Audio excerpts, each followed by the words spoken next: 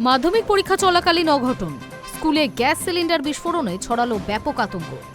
ঘটনাটি ঘটেছে কোচবিহারের তুফানগঞ্জের 1 নম্বর ব্লকের নাককাটিগাছ হাই স্কুলে। অল্পের জন্য রক্ষা পেল অন্তত 200 জন মাধ্যমিক পরীক্ষার্থী। এই ঘটনা নজরে এসেছে মধ্যশিক্ষা পর্ষদের। স্কুল কর্তৃপক্ষের সঙ্গে কথা বলেছেন আধিকারিকরা। জানা গিয়েছে সোমবার বেলার দিকে ওই স্কুলে মিড ডে মিল রান্না চলছিল। আচমকাই গ্যাসের পাইপ লিক করে, তা থেকেই আগুন গ্যাস সিলিন্ডারে লাগে। মুহূর্তের মধ্যেই আগুনের গ্রাসে চলে যায় গোটা সিলিন্ডার। কোনো ক্রমে সিলিন্ডারটি উদ্ধার করে স্কুলের মাঠে ফেলে দেওয়া হয়, আর তার কিছুক্ষণের মধ্যেই বিকট শব্দে গ্যাস সিলিন্ডার বিস্ফোরণ ঘটে। কেঁপে ওঠে স্কুল চত্বর সহ গোটা এলাকা। মাধ্যমিক পরীক্ষার্থীরা আতঙ্কিত হয়ে পড়েন। স্থানীয় বাসিন্দারা জড়ো হয়ে যান। স্কুল পড়ুয়াদের আশ্বস্ত করেন শিক্ষকরা।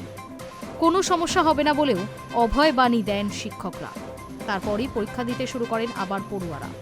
এই ঘটনার খবর পৌঁছায় মধ্যশিক্ষা পর্ষদে। স্কুল কর্তৃপক্ষের সঙ্গে কথা বলেছেন আধিকারিকরা।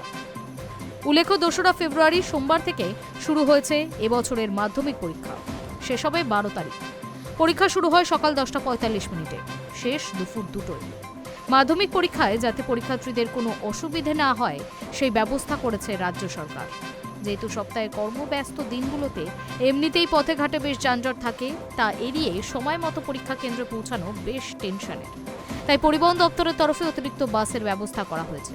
আবার হাতির আনাগোনা রয়েছে এমন এলাকায় পরীক্ষার্থীদের পরীক্ষা কেন্দ্রে পৌঁছানোর বন্দোবস্তও করা হয়েছে।